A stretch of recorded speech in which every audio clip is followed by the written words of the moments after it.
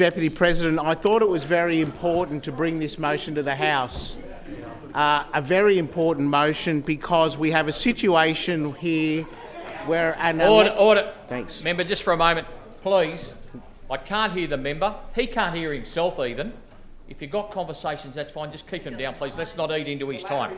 Could we start the clock again? No, but you can seek leave at the end. Okay, I'll do that. 30 seconds. Mr. Deputy President, I thought it was very important to bring this to the House because we have a situation here where an unprecedented prosecution by Safe Work against Qantas for a health and safety representative who was elected in the workplace to stand up for the rights of safety in the workplace. His name was Theo Seremetidis, and his crime was to do his job when planes were coming in that early uncertain period during the pandemic, early 2020.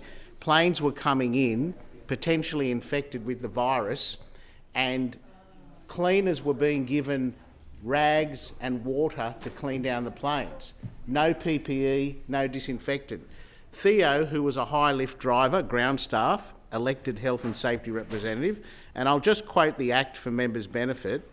Under the Act, if a HSR reasonably believes workers would be exposed to a serious risk to their health and safety, then they're to call it out. That's exactly what he did. And he instructed his co-workers to cease work. For that effort, Qantas stood him down from his job. And then later, he ended up getting sacked as part of that broader cohort of 1,700 people who were outsourced by Qantas, who were found to have been illegally sacked. So he lost his job. At the urging of his union, the Transport Workers Union, Safe Work brought the prosecution in early 2021. Fast forward to just earlier this month, so we're talking almost 4 years later now since this bloke's lost his job, and the district court found that Qantas had illegally stood him down and then sacked him on the basis of discrimination under the Act. That is, because he was carrying out his duties to his fellow workers and upholding a safe workplace, they decided to get rid of him. And I'll just quote His Honour Judge D. Russell SC. I find that on 2nd of February 2020, Qantas ground staff engaged in discriminatory conduct, a matter not in dispute, and that the conduct was engaged in for a prohibited reason, as it was engaged in because Mr. Seremetidis exercised a power or performed a function as a health and safety representative, a prohibited reason under Section 106C of the WHS Act. Now, the reason this is so momentous, Mr. Deputy President, is because what it tells all those other health and safety representatives, whether they're in New South Wales or any other state jurisdiction in the country, is that if you carry out your role, remember these are national model laws, WHS, they exist in all the states, if you carry out your role as a health and safety representative, a HSR, you will be protected under the law. If the employer tries any silly buggers, coercive behaviour in the workplace, or indeed, as Qantas did, sacks you, there is now case precedent where the law steps in and says you cannot discriminate against an elected health and safety representative just because he stood up and did his or her job in the workplace. And I want to congratulate his union in particular, and I want to call out the opposition here because I think my understanding is they're going to support this motion to their credit. Because again, what it does is it enforces the concept of a health and safety representative's autonomy in the workplace to carry out safe work. And I want to also congratulate Safe Work for bringing this successful prosecution. It took almost 4 years to get the justice. The sentencing hasn't happened yet. It's going to happen early in the new year. And I, for one, without wanting to prejudice the case, hope that Qantas don't appeal this decision. But it's very, very gratifying to see that this first prosecution of its kind has been successful, because if I'm a HSR anywhere in Australia looking at this decision, I'm going to think I am now empowered to do my job in the workplace. I commend the motion to the House. Thank you. Honourable Chris Raff. Thank you. Mr Deputy President. The opposition will indeed be supporting this motion, and I think it's a matter of the fact that this guy got it right. This guy got it right at a time when we didn't know a lot about COVID. We didn't know a lot about the virus back in February 2020, and he got it right, and he shouldn't be discriminated against for the fact that he did. Safety at work is everybody's business. Health and safety representatives have a particular role to play that should be respected.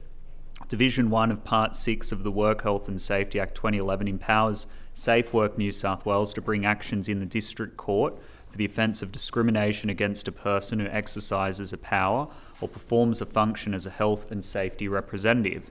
As I said, if we cast our minds back to February 2020, we can recall the rapidly changing understanding of the threat to public health from the COVID-19 virus.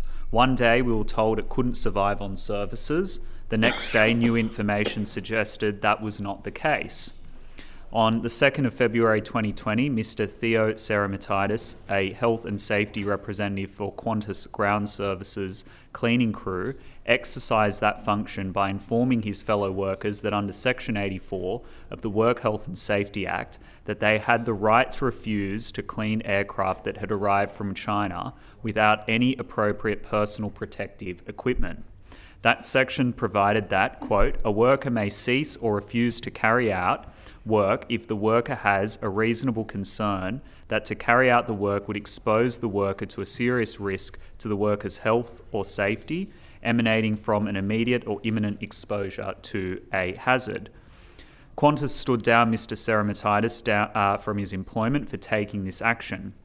In 2021, Safe Work New South Wales commenced an action against Qantas Ground Services in the District Court, which resulted in a finding of guilty against Qantas Ground Services. I commend Safe Work New South Wales for its actions, taken under legislation introduced by the Coalition in its first weeks of government in 2011. The opposition is happy to join in congratulating Theo Seremetidis for his actions in carrying out his role as a health and safety representative conscientiously and thoroughly in the early confusing days of the COVID-19 pandemic. I encourage all involved in businesses, as owners, employers and employees to work together to ensure a safe and healthy workplace for all. Thank you. I'm going to give the call to Ms Abigail Boyd. She missed it last time and we've gone government, opposition, crossbench, and we'll just keep that flow going. So Ms Boyd. Thank you, Mr Deputy President. I'll just rise briefly as the Green spokesperson for Work, Health and Safety to speak in support of this motion also. Theo Seremetidis was a trained health and safety representative working for Qantas, and he was illegally stood down by Qantas after he raised the alarm over Qantas's unsafe work practices at the start of the pandemic. Workers like Theo should be raised up and heralded as a model employee, a hero who is looking out for the welfare of their fellow workers. The courts have proven that to be the case, but in the eyes of Qantas, Theo wasn't a hero. He was a hindrance in the way of their shonky corporate practices. I applaud Theo for his courage and his fortitude in sticking out this landmark case after being stood down in early 2020. It was clear all along that Qantas had acted immorally, and following the conclusion of this case, it's now clear that they also acted illegally. Qantas was willfully risking the lives of their workers and punishing those who dared to speak up for the rights of themselves and their co-workers. This was a landmark case, an Australia-first prosecution of this type by a workplace safety regulator. Safe Work took the corporate bully, Qantas, through the criminal courts.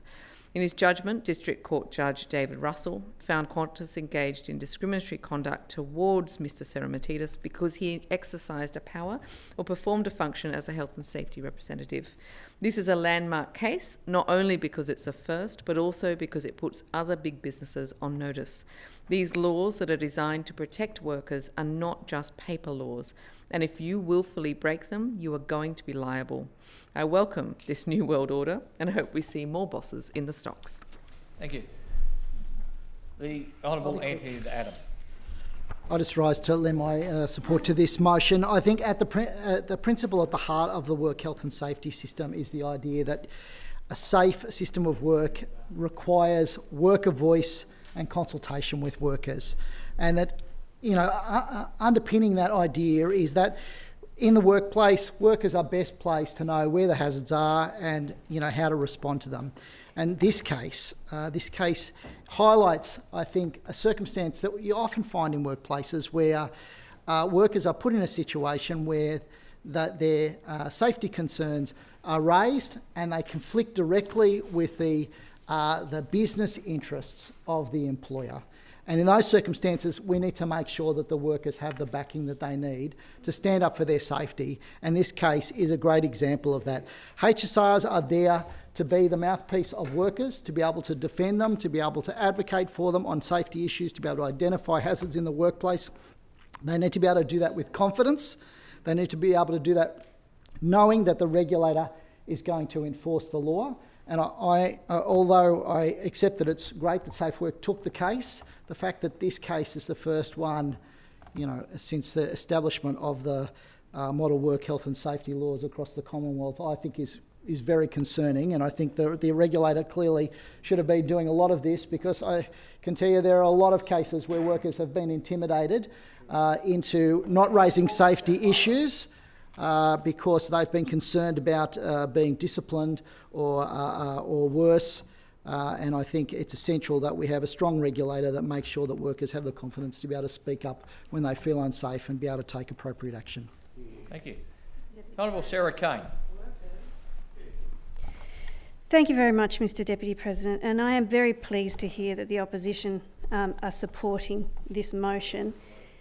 And I acknowledge the interjection, but I do need to, I think, take slight issue with the Honourable Chris Rath and how he has characterised this case.